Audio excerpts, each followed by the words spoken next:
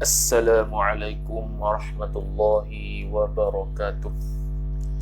A'udzu billahi minasy syaithanir rajim. Bismillahirrahmanirrahim. Alhamdulillahi rabbil alamin wassalatu wassalamu ala asyrafil anbiya'i wal mursalin sayyidina Muhammadin wa ala alihi wa sahbihi ajma'in. Subhanaka la ilma lana illa ma 'allamtana innaka antal alimul hakim.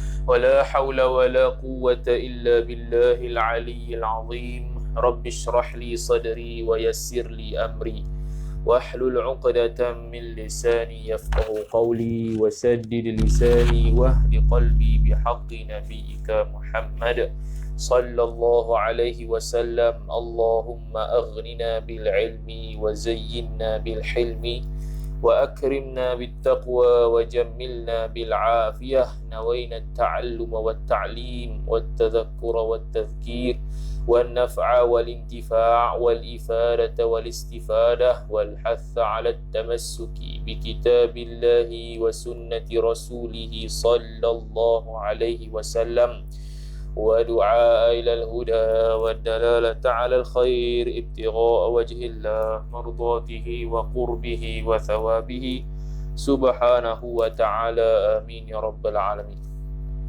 Mic jelas ataupun tidak? Bismillah.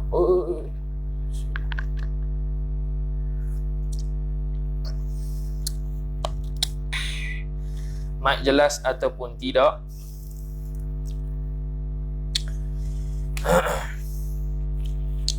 Sebelum kita baca semalam tu soalan nombor 1 tu silap sikit yang dulu tu kita dah beritahu dalam grup WhatsApp dah.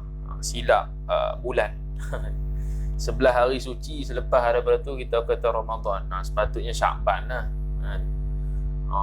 Tapi kalau orang tahu di tag awak lepas 11 hari suci tiba-tiba Ramadan.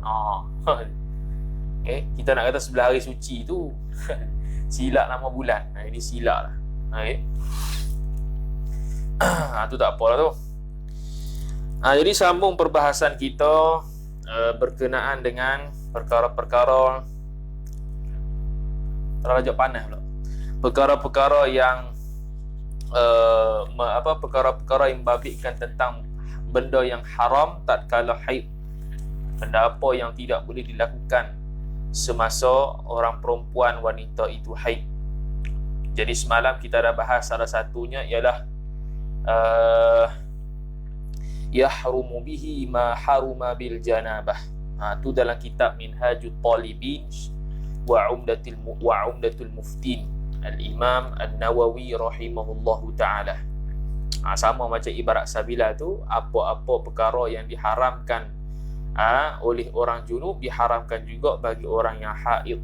Itu ibarat daripada Minhajul Talibin wa Umdatul Muftin karangan Al-Imam An-Nawawi rahimahullahu ta'ala. Antara apa yang diharamkan orang junub itu untuk dia lakukan, iaitu antaranya al-mukthu. Al-mukthu iaitu dia itu tetap di dalam masjid. Dia itu tetap berhenti di dalam masjid qadar yang pandangan muktamadnya qadar tamakninah. Semalam tu kita kata dalam Hasyiah Al-Bijirmi. Adapun yang tidak muktamad kata iaitu qadar lebih sikit daripada qadar tamakninah. Tu lebih sikit masa daripada qadar tamakninah. Itu pandangan yang tidak muktamad lah. Itu diharamkan kepada orang yang berjunub. Jadi perkara-perkara yang diharamkan waktu junub haram juga waktu haid. Kerana apa? Sebab orang perempuan haid dan nifas ni hadathnya terlebih aghlaz, terlebih berat. Ataupun kalau dalam bab najis ni mughalazah, berat najis tu, berat dari sudut penyuciannya, payah. Ni dalam bab benda yang diharamkan pun aghlaznya ialah bab haid dan nifas. Sebab itu ulama ada dibahagikan kepada 3 jenis hadas. Satu hadas kecil, satu hadas pertengahan dan satu hadas besar. Hadas besar ni dah kategori haid dan nifas. Hadas pertengahan itulah yang junub. Hadas kecil yang batal semayang lah. Okay? Jadi kita kena bezakan antara orang junub dan orang haid. Jangan sama sekali kita bezakan. Memang ada perkara-perkara yang haram waktu junub, haram juga waktu haid. Tapi ada certain part-part yang tertentu yang mana tak boleh orang haid juga buat, orang junub boleh. Jangan disamakan. Bila disamakan jadi masalah. Tu okey. Jadi yang mengatakan haid dan nifas itu terlebih aghlaz, terlebih berat daripada janabah itu disebut dalam 3 kitab syuruh minhaj, iaitu Al-Imam Al-Syekh Al-Allamah Ibnu Hajar Al-Haytami rahimahullah dalam Tuhfatul Muhtaj bisyarhil minhaj, dan Syekh Ar-Ramli As-Saghir dalam kitab Nihayatul Muhtaj bisyarhil minhaj, dan Syekh Al-Khatib Asy-Syarbini rahimahullah dalam Mughnil Muhtaj bisyarhil minhaj. Ketiga-tiga kitab itu siapa engkar tu kau gila lah. Okay, ya dia kata perempuan haid itu dipanggil sebagai perempuan haid itu kenapa dia itu benda yang diharamkan oleh janabah pun diharam kepada dia sebab dia terlebih aghlaz. Bahkan dia perkara-perkara yang dilarangkan dalam ketika haid dan nifas lebih besar, lebih banyak daripada ketika junub. Tu lagi kitab tu sebut. Okey. Jadi benda apa yang diharamkan ketika junub? Semalam kita dah hurai dalam kitab Sabiah, sembahyangnya, tawafnya, sujud syukur, khutbah Jumaat. Itu disebut dalam kitab Hasyiatus Syirwani ala Tuhfatil Muhtaj bisyarhil minhaj oleh Syekh Asy-Syirwani rahimahullahu taala, dan dalam kitab juga Nihayatul Muhtaj bisyarhil minhaj karangan Al-Imam Ar-Ramli radhiyallahu taala anhu dari sudut bayan kata perkara-perkara yang diharamkan waktu junub tu apa? Dia bayan sembahyang, sujud syukur, khutbah Jumaat dan sebagainya. Itu semua tu haram juga untuk orang haid. Okey, baca Quran dengan qasad Quran. Tadi pagi ada orang tanya, macam mana kalau orang mengajar? Kalau orang mengajar tak ada masalah. Kalau nak pakai mazhab Syafi'i tak ada masalah. Ada dalam kitab Bughyatul Mustarsyidin, orang yang mengajar, perempuan haid yang mengajar Quran boleh. Kalau dengan tidak qasad Quran dia baca tu. Tu okey, boleh, tak ada masalah. Atau dia nak taklid juga mazhab Maliki, tak ada masalah. Ataupun bagi nisbah orang belajar, orang haid belajar baru nak belajar Iqra kan ada beberapa ayat. Walaupun beberapa ayat tidak lengkap, hukum dia haram juga atas pandangan mu'tamad mazhab Syafi'i. Tu disebutlah kitab Imamul Haramain kita nukil tadi pagi dalam Nihayatul Matlab syarah Nihayatul Matlab fi Dirayatil Madhhab. Tu kalau beli kitab Imam Haramain itu 20 lebih jilid. Dia mukhtasar daripada segala anak-anak murid kita anak murid Al-Imam Syafi'i radhiyallahu taala anhu, seperti Mukhtasar Al-Muzani, Ar-Rabi' dan sebagainya. Kalau Mukhtasar Al-Muzani yang diikhtisar daripada kitab Al-Imam Syafi'i disyarahkan oleh Al-Imamul Mawardi dalam kitab Al-Hawil Kabir, juga berbelas-belas, berpuluh-puluh jilid yang kita masih tidak ada dan tak berhajat nak ada lagi. Sebab kita nak hadam dulu syuruh minhaj. Lepas tu habis syuruh minhaj, beberapa tahun kita dah hadam, baru naik sikit pada kita beli kitab-kitab Imam Rafi'i, kitab-kitab Imam Ghazali. Itu cara nak orang panggil beli kitab lah. Jangan main beli je. Dah lah kitab nak mengaji berlambak lagi. Itu tak ada duit. Okay. Tu. Habis tu. Kemudian waktu okey, habis tu. Tu sekitar kata benda yang diharam waktu junub. Okey. Kemudian sambung, wa qala Syekhul Musannifu rahimahullahu taala wa nafa'ana Allahu bi'ulumihi wa bi'ulumikum wa bi'ulumi masyayikhina fid darain ya amin ya rabbal alamin. Kata pengarang Asy-Syaikh Muhammad Arsyad Al-Banjari rahimahullahu taala, dan haram pula lebih daripada yang tersebut itu. Haram yakni haram ke atas perempuan haid dan perempuan yang nifas itu apa lebih yakni tambahan daripada yang tersebut itu. Mana yang tersebut itu? Yakni haram orang haid dan orang nifas, seperti mana haram ke atas orang janabah. Haram ke atas orang janabah apa yang disebut tu? Sembahyang, tawaf, sujud tilawah, sujud syukur, khutbah Jumaat, menyentuh mushaf, berhenti dalam masjid, membaca Quran dengan qasad Quran 8. Tu kalau kira tafsir lah. Okey. Mungkinlah kitab lain dia mukhtasarkan lagi. Jadi kita zuhir ibaratnya 8. Haid nifas lebih daripada 8. Sebab tu dia panggil hadas dia hadas yang aghlaz, terlebih berat daripada janabah. Ada lebih lagi daripada tersebut itu. Mana? 5 perkara. 8 campur 5, 13 perkara yang diharamkan oleh orang haid. Tak silap, 13 perkara yang diharamkan oleh orang haid ni turut juga di-update status oleh Pius Salman hafizahullah ta'ala. Tak silap lah, dia pernah tulis update status tentang perkara-perkara diharamkan oleh perempuan haid dan nifas, dan ada belah-belah. Mungkin inilah 13 ni. Tu kemudian kata musannif rahimahullahu ta'ala. Okey, 5 perkara. Jadi tambah 5 lagi lah yang kita akan bahas satu-satu. Yang pertama, yang pertama daripada 5 perkara haram haram lalu di dalam masjid jika takut ia perempuan tu qaid baik kata haram, bukan semata-mata itlaq haram, bahkan bil qaidi, dengan qaid kata haram tu bila jika takut ia perempuan, takut apa? Maf'ulun bih, akan titik darahnya perempuan. Tu bila dia tak takut, barulah tidak haram. Tu tidak takut, barulah tidak haram. Okey. Kalau takut, hukum dia haram. Kalau tidak takut, hukum dia makruh. Sekali dia sebutlah. Dan kita akan terang dalam kitab ibarat kita Arab, dan lebih detail lagi sekali tentang masalah-masalah yang disebut oleh para ulama yang banyak sangat.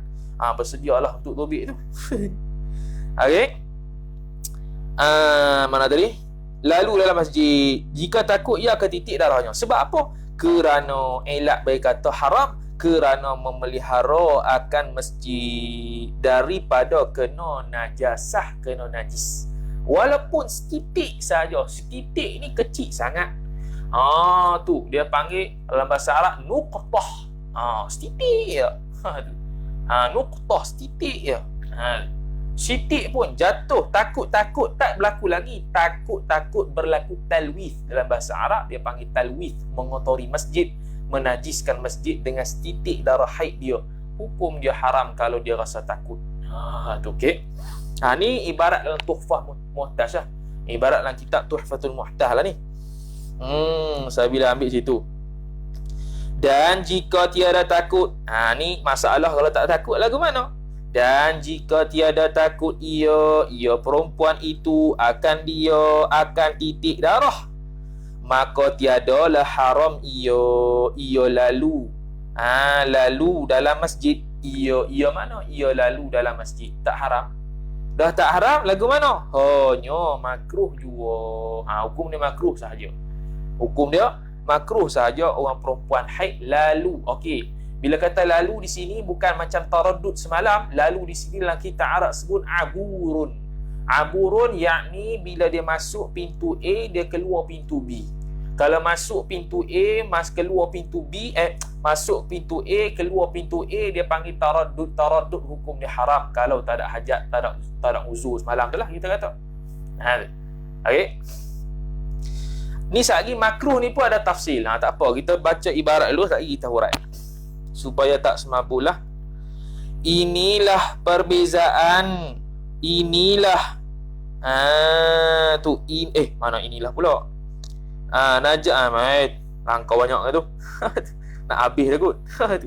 Hanyalah makruh jua.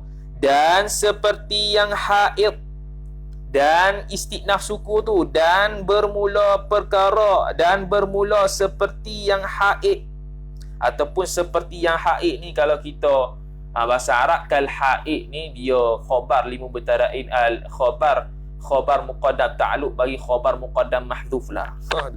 Dan seperti yang haid, mana apa seperti yang haid itu wajah itu musyabbah dia, mana tasbih, wajah tasbih yakni pada pihak haram lalu dalam masjid. Tu seperti ada tu tasbih. Tu masjid tu musyabbah bih dia. Tu musyabbah bih yang nak ditasbihkan dengan dia. Ditasbihkan dengan haid. Wajah syabah dia dari sudut haram lalu masjid. Siapa lagi yang macam tu? Tiap-tiap orang yang ada pada badannya orang atau pada na'alnya orang. Apa na'al? Selipar ataupun kasut. Tu na'al Nabi sallallahu alaihi wasallam. Na'al tu. Yang mana na'al dan badan tu yang ditanggung nyo badan dan selipar tu, sifat bagi kata badan dan na'al. Ditanggungkan najasah yang basuh, najasah yang bukan kering, najasah yang basah, yakni najis aini lah. Bukan najis bukan najis hukmi, najis aini. Sekali kita hurai najis hukmi lagu mana pula. Kita baca kita dulu. Maka haram atasnya seorang mana? Seorang yang kata ada pada na'al selipar dia tu ada najis yang basah, dan atas badan atau pakaian dia tu ada najis yang basah. Haram atasnya juga lalu di dalam masjid. Bila ni qaid macam tadilah, iaitu jika takut menajiskan masjid. Tu jika takut menajiskan masjid. Maka dia mari muqabil dia. Tetapi jika tiada takut, yakni jika seseorang itu tiada takut iyo seseorang tu akan najasah, yakni berlakunya najis, jatuh najis, mengotori masjid, talwithul masjid, tak berlaku, maka tiada haram ia lalu dalam masjid. Apa makna tiada haram? Yakni harus, yajuz. Tu. Dan tiada makruh. Haram, tidak makruh, tidak harus lah. Boleh, tak ada masalah. Kalau tidak takut berlakunya jatuh najasah itu di dalam masjid waktu dia lalu, hal keadaan ada najis yang najis yang basah ataupun najis aini kita kata. Titik. Inilah perbezaan antara orang yang pada badan dan na'al tu dan antara orang perempuan yang haid. Mana perbezaannya? Dari sudut tiada takut menajiskan masjid. Orang haid walaupun tiada takut menajiskan masjid dengan darahnya, namun hukumnya makruh. Adapun orang yang bawa na'al selipar yang bernajis basah dan badan yang bernajis basah, tapi dia tidak takut bahawasanya jatuh menajiskan masjid, maka hukum dia tidak makruh dan tidak haram, bahkan harus pada syarak. Tu beza dia. Habis. Ni syarah dia. Jadi kita faham bahawasanya tubik iaitu bila seorang perempuan haid. Bila seorang perempuan haid, apabila dia itu lalu dia dalam masjid, kalau mukthu tu jelas lah. Ni lalu dalam masjid. Haram bila? Iaitu bila dia lalu dalam masjid itu takut-takut berlaku najis, mengotori masjid. Mengotori masjid dengan darah yang jatuh walaupun setitik, hukum dia adalah haram. Tu disebutlah kitab Kanzur Raghibin Syarah Minhajul Talibin oleh Al-Syeikh Jalaluddin Al-Mahalli rahimahullahu ta'ala. Syekh Jalaluddin radhiyallahu ta'ala anhu wa ardah. Sebaliknya kalau tidak takut menajiskan masjid, tidak haram, bahkan makruh lah, seperti mana sebutlah kitab Sabila kita ni. Tidak haram tapi makruh. Tidak haram tapi makruh. Tu. Tidak haram tapi makruh. Tu. Baik. Macam mana kita nak dobit takut tu lagu mana? Tu. Macam mana kita nak dobit takut?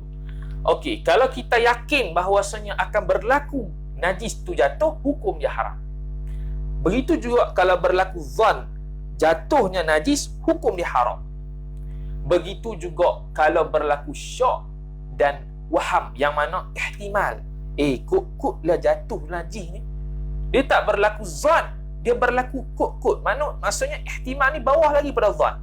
Kut jatuh. Kut pun hukum dia haram. Disebutlah kitab Tuhfatul Muhtash bi Syarhil Minhaj oleh Syekh Ibnu Hajar Al-Haytami rahimahullahu ta'ala. Kut ada ihtimal pun haram, walaupun tak sampai tahap zan. Tu. Walaupun tak sampai tahap zan, kok jatuh ni, maka hukum dia haram, tidak boleh lalu. Ni beza kalau seseorang tu jual anggur. Syekh Ibn Hajar kata, ni beza kalau seseorang tu jual anggur. Jual anggur kepada seseorang yang mana kalau dia zan, aku jual arak pada dia ni, dia akan buat bila aku jual anggur ni, dia akan buat arak. Zan gitu. Kita jual kata, ni kalau aku jual kat dia ni, dia buat arak ni. Zan gitu. Hukum dia haram. Tapi kalau ihtimal, dia nak buat arak apa? Ihtimal tak sampai zan, tak haram. Tu. Kalau dia zan kata, aku jual arak ni kat dia ni, mesti dia, aku zan kata, dia ni buat arak ni. Tu. Maka hukum dia haram untuk jual beli. Tapi beza dalam bab mengotori masjid lalu perempuan haid, walaupun ada ihtimal sikit je, ada ihtimal, kok lah, maka hukum dia haram. Tu sebab apa Syekh Ibn Hajar kata, sebab apa masuk masjid ni tak perlu sampai tahap zan lalu tu menajiskan masjid. Kenapa tak perlu sampai tahap zan? Kerana dalam masjid ini ialah tempat yang mulia. Bila tempat yang mulia, masjid ini rumah Allah Ta'ala, maka ihtiyat dia lebih. Ihtiyat dia lebih. Ni zaman COVID-19, pergi cocok vaksin dalam masjid. Perempuan ramai. Soalan, dah lah masuk masjid dah tu. Bukan di dalam kawasan yang tidak berkarpet. Di dalam kawasan yang berkarpet, itu dewan solat. Masjid pula tu. Tu. Perempuan ramai. Yang masuk tu, perempuan tu semua tak haid. Kalau macam mana? Duduk berhenti tu. Duduk beratur, duduk tu berhenti tu. Hukum dia haram tu. Tu. Okey. Ni masalah ni. Tu. Buatlah kat luar. Buat kat dalam buat apa tak tahu. Masjid buka untuk cocok vaksin. Untuk mayang tak buka-buka.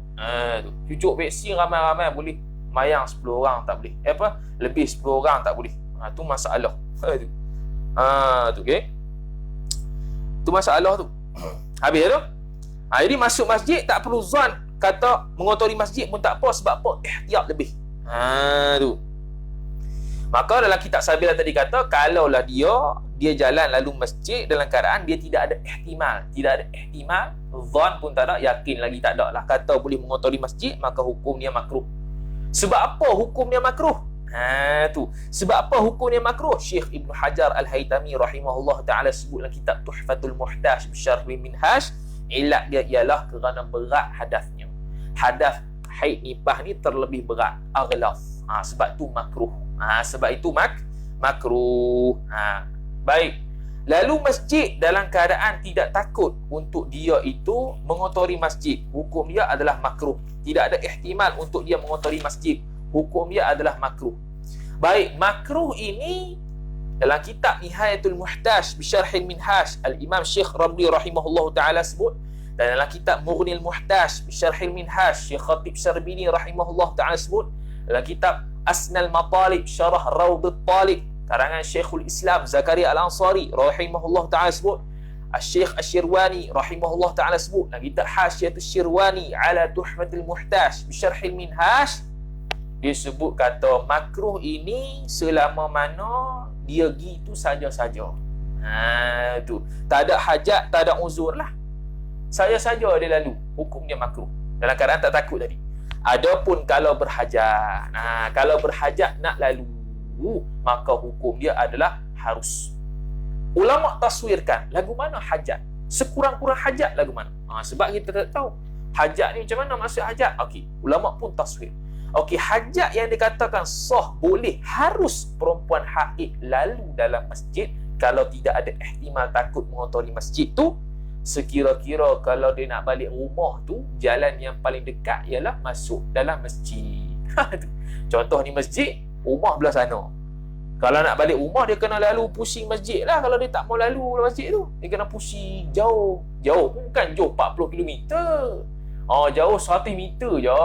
Tapi kalau dia kata, kalau aku lalu masjid ni masuk tembus rumah aku, 50 meter je, dekat sikit, hukum dia harus. Tu hajat paling common lah dia panggil. Hajat nak balik rumah ya. Bukannya jauh 40 km dah, jauh lebih lebih dekat daripada jalan biasa. Jalan biasa dia kena pusing masjid tu, kod U, dia kena pusing 100 meter. Kalau masuk dalam masjid 50 meter je, aku masuklah. Ada hajat tak? Ada hajat. Boleh. Hukum dia harus. Tu, okey. Hukum dia harus. Okey. Habis. Baik. Itu dalam bab haid. Okey, dalam bab na'al tadi. Na'al ataupun badan yang bernajis. Baik. Bagaimanakah seseorang tu kalau masuk selipar ataupun kasut yang mutanajis ke dalam masjid? Macam dalam kitab tadi sebut. Ini disebut dalam kitab Hasyiah Ali Ash-Shibramallisi ala Nihayatil Muhtaj Bisyarhil Minhaj. Syekh Ali Ash-Shibramallisi rahimahullahu ta'ala sebut, harus seseorang membawa na'al ataupun selipar ataupun kasut yang mutanajis. Mutanajis ni beza dengan najis. Najis ni najis lah. Mutanajis yang terkena najis. Jangan baca mutanajis, tak kena. Mutanajisun, isim fa'il. Tanajjasa ya tanajjasu, tanajusan wa huwa mutanajisun. Tak ada mutanijun, mutan najis, tak ada. Silap tu. Kalau mana-mana asatizah yang sebut mutan najis, jangan duk ikutlah. Tu okey. Tak kena. Okey, mutan najis masuk dalam masjid dalam keadaan aman daripada jatuh najis. Dia tahu, tak ada masalah. Okey, tak ada masalah.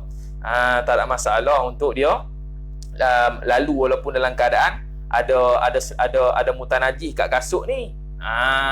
Tu sebab apa? Aman daripada jatuh najis. Maka hukum tadi yang Sabila sebut sama macam Hasyiah Ali Ash-Shibramallisi ni, hukum dia tidak haram dan tidak makruh, bahkan hukum dia adalah harus. Namun Syekh Al-Khatib Asy-Syarbini rahimahullahu ta'ala sebut dalam kitab Mughnil Muhtaj Bisyarhil Minhaj, dia mensyaratkan kalau nak masuk juga masjid dengan selipar ataupun kasut tu, hendaklah dia gosok dulu najis tadi. Gosok dulu, bagi buang dulu sehabis mungkin najis tu. Dia kata mensyaratkan pula kena. Seolah-olah ibarat kita seolah-olah kata kena sungguh buang najis tu. Heret ataupun orang panggil apa? Seret ataupun dia panggil seret, buang najis tu lah. Gosok seret dekat apa nama tu, Allahumma salli ala sayyidina Muhammad, sebelum masuk masjid. Situasi ni boleh tengok waktu korban. Waktu korban tak tahu lah, tahun ni macam tak ada lagi. Tahun lepas dah tak ada kat Penang balik saja, tak ada korban. Betul. Tu. Jadi tu kena gosok. Murni Muhtaj kata kena gosok. Dalam kitab lain pun ada sebut juga, tak silap dalam kitab Najmul Wahash Bisyarhil Minhaj, Syekh Ad-Damiri rahimahullah ta'ala sebut juga. Dia kata kena gosok. Kena gosok maksudnya kena, orang panggil kena gosok lah. Walaupun dia tak bersih 100%, bukan suruh sucikan, gosok. Supaya taklah nampak masjid ni tempat lalu najis ke lah ke mana. Tu okey. Balik Shah Alam buat apa? Duk rumah hang ya. Lama tak pergi rumah hang kau daurah lama tak pergi sana. Shah Alam tidur masjid surah Al-Ikhlas. Masjid Al-Ikhlas. Tidur sana. Bernyamuk macam tai. Rindu juga nak pergi daurah ni. Lama dah. Habis tu? Mana tadi? Hilang lah. Okey, habis. Kemudian itu dalam bab pakaian, dalam bab kasut. Okey, macam mana pula baju? Tadi baju Syekh Sabilal Muhtadin kata harus. Tidak haram dan tidak makruh. Sama macam na'al. Okey, kalau najis itu, kalau baju itu dimasukkan dalam keadaan mutanajis. Okey, mutanajis. Dan mutanajis itu hukmi. Mutanajis itu hukmi. Mutanajis itu hukmi, iaitu najis yang hukmi lah, bukan najis aini. Okey. Dalam kitab Hasyiah Ali Ash-Shibramallisi kata, kalau seseorang masukkan baju yang mutanajisnya ialah najis hukmi, lalu dalam masjid, masuk dalam masjid, hukum dia harus. Hukum dia adalah harus. Tu pandangan pertama Syekh Ali Ash-Shibramallisi. khilaf pandangan dengan Syekh Ibnu Qasim dalam kitab Hasyiah Ibnu Qasim ala Tuhfatil Muhtaj bi Syarhil Minhaj, dia kata haram juga. Ada khilaf lah pada pandangan kata pakaian yang mutanajis yang hukmi. Ni mutanajis dalam sabilah ni mutanajis yang aini, yang basah tu. Dia samakan dengan na'al. Ni dalam perbahasan kita Hasyiah kalau mutanajis hukmi. Hasyiah Ali Shibra Malisi kata harus. Hasyiah Ibnu Qasim, Syekh Ibnu Qasim Al-Abbadi rahimahullah kata haram juga. Haram juga. Tu. Habis. Okey, bagaimana kalau orang junub? Orang junub lalu masjid. Orang junub lalu masjid, Al-Imam Nawawi rahimahullahu ta'ala sebut dalam kitab Al-Majmu' Syarhul Muhadzab. Syekh Ibnu Qasim Al-Abbadi rahimahullah ta'ala sebut dalam kitab Hasyiah Ibnu Qasim Al-Abbadi ala Tuhfatil Muhtaj bi Syarhil Minhaj. Dan begitu juga Syekh Asy-Syirwani rahimahullah ta'ala sebut dalam kitab Hasyiatus Syirwani ala Tuhfatil Muhtaj bi Syarhil Minhaj, kata orang junub bila lalu masjid hukum dia khilaful aula. Khilafu al-aula. Junub ni bukan mengotori masjid sangat, diri dia tu yang najis batin dia panggil. Diri dia tu tak suci. Khilaful aula bila dia lalu masjid. Tu. Adapun duk tetap berhenti masjid, kita kata dulu haram lah. Berhenti masjid haram lah. Ni lalu masjid khilaful aula. Kalau haid ada tafsir. Kalau takut jatuh najis haram. Tak takut jatuh najis makruh kalau tak ada hajat. Kalau ada hajat harus. Tu pakaian yang kena najis, yang basah, selipar dan baju, Sabilal kata tidak harus, tidak haram. Tu Syekh Khatib Syarbini mensyaratkan kena gosok dulu najis tersebut. Adapun najis hukmi, Syekh Ali Shibra Malisi kata harus, Syekh Ibnu Qasim kata haram juga. Okey.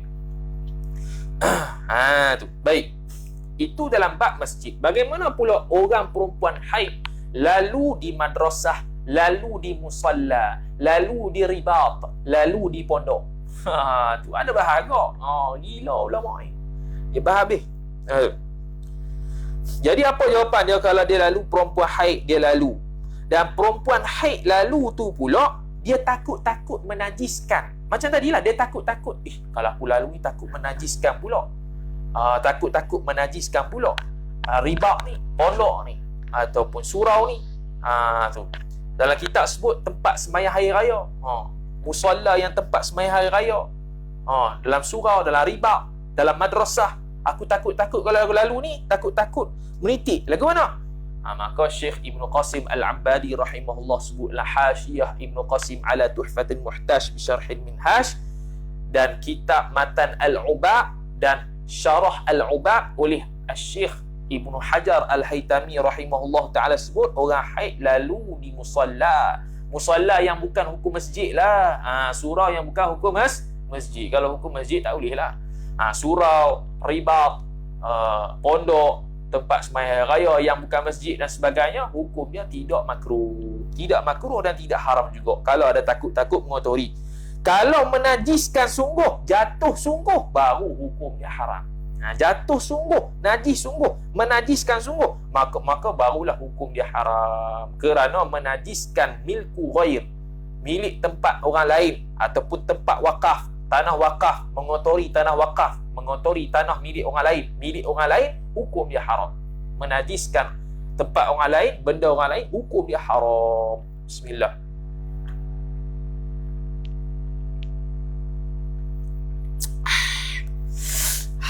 Okey. Mafhum? Apa tu? 10.3. Okey. Okey. Jikalau seseorang perempuan tadi, kita ulang balik, kalau seseorang perempuan tadi dia lalu di ribat, di madrasah, di musalla, dia takut-takut berlaku najis, jatuh najis, takut-takut, tapi takut-takut tu tak sampai ghalabatu dhann, maka tidak makruh dan tidak haram. Adapun kalau dia takut-takut tadi tu sampai tahap ghalabatu dhann atau tahaqquq yakin akan berlaku juga bila aku lalu ni mengotori madrasah milik orang lain, surau ni, maka hukum dia haram. Tambah sikit lah tadi. Dia tak kata tadi. Tak detail. Ni detail. Ulama detail Habis. Tu.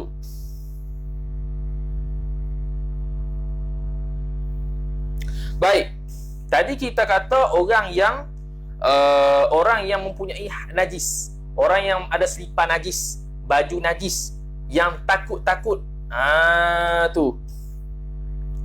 Yang takut-takut apa nama? Allahumma salli ala Muhammad. Apa nama tadi? Allahumma salli ala Muhammad. Kalau orang yang mempunyai najis, kalau haram yang mempunyai najis, kalau orang yang mempunyai najis, orang yang mempunyai najis yang takut mengotori masjid tadi tu, hukum dia haram kan? Takut mengotori masjid. Okey, takut mengotori masjid. Itu kias juga kepada orang yang mustahadah, orang yang istihadah. Takut-takut jatuh darah istihadah. Dia tak sama dengan darah haid. Darah istihadah termasuk dalam golongan orang yang bawa masuk selipar dalam keadaan najis tadi. Orang mustahadah, orang salasil baul, orang yang salasil baul, penyakit salas. Orang yang salasil baul, orang yang luka darah berterusan, masuk dalam masjid, tu bakal mengotori masjid. Tu kiyah kepada orang yang bawa na'al tadi. Kalau takut-takut najis yang rutubah, najis yang basah aini tadi mengotori masjid, masuk masjid, hukum dia adalah haram. Tu disebut dalam kitab Tuhfatul Muhtaj bi Syarhil Minhaj, dan disebut oleh Syekh Ibn Qasim Al-Abbadi rahimahullah dalam Hasyiah Ibn Qasim Al-Abbadi ala Tuhfatil Muhtaj, dan Hasyiah Asy-Syirwani ala Tuhfatil Muhtaj bi Syarhil Minhaj. Tu. Habis. Baik.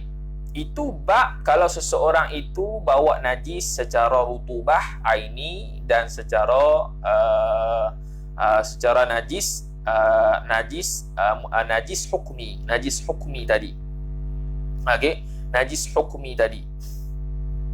Baik, najis hukmi tadi. Itu dalam bab orang masuk.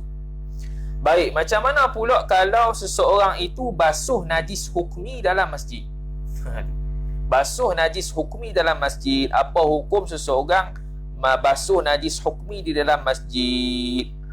Syekh Ramli rahimahullah ta'ala sebut dalam kitab Nihayatul Muhtaj bi Syarhil Minhaj, disebut bahawasanya hukum seseorang menajiskan, membasuh najis hukmi dalam masjid, hukum dia adalah haram. Sebab apa haram? Elak dia ialah kerana keji, kerana ada unsur-unsur kekejian. Sedangkan kalau kita tahu dari sudut hukum membasuh najis hukmi, apabila basuh najis hukmi ni tak ada bau, rasa dan warna. Bila basuh kena pada tempat tu, air tu bila gosok-gosok tak ada apa dah, jadi musta'mal. Walaupun jadi musta'mal, hukum dia adalah haram kerana keji. Tu. Beza dengan kalau orang ambil wuduk dalam masjid. Orang ambil wuduk dalam masjid, kesan wuduk air jatuh, air musta'mal tapi tidak haram.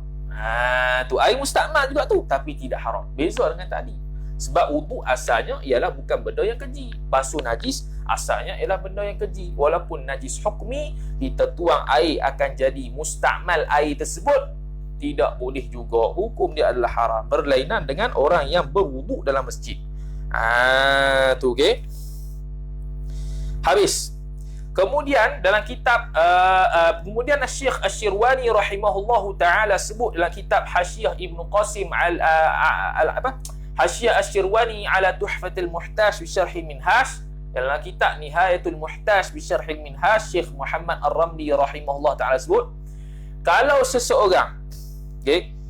seseorang mengumpulkan benda yang suci di suatu tempat dalam masjid, longgok dalam masjid, benda tu suci, bukan najis, bukan musta'mal, benda yang suci dilonggokkan dalam masjid, apa hukum dia? Contoh yang dia bawa dalam kitab ialah kulit tembikai. Kulit tembikai suci tak? Kulit tembikai suci. Orang pakat makan kenduri kat masjid, kulit tembikai buang, kita longgokkan di sudut tepi masjid, longgok. Tu kita letak betul-betul kat lantai masjid tu, semua pakat letak situ. Kita longgok di situ. Hukum dia apa dia? Hukum dia harus selagi mana tidak nampak unsur-unsur penghinaan.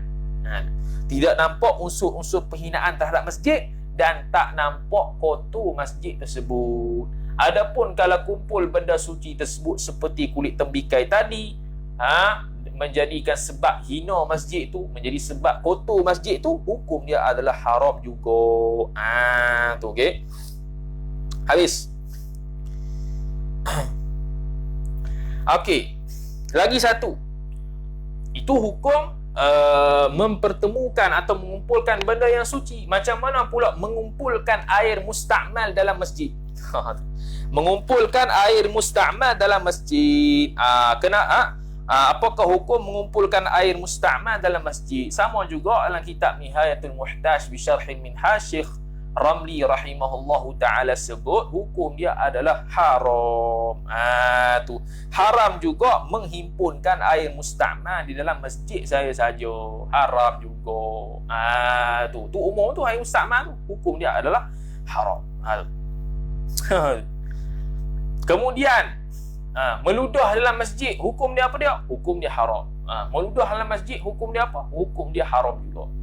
Tak ada tempat lain nak ludah dalam masjid. Kalau kita nak berhajat pada ludah waktu semayang, umpamanya keluar kahak tu kalau kita telan balik jeng dah keluar dah daripada batin ni keluar. Maka kita berhajat pada ludah tu.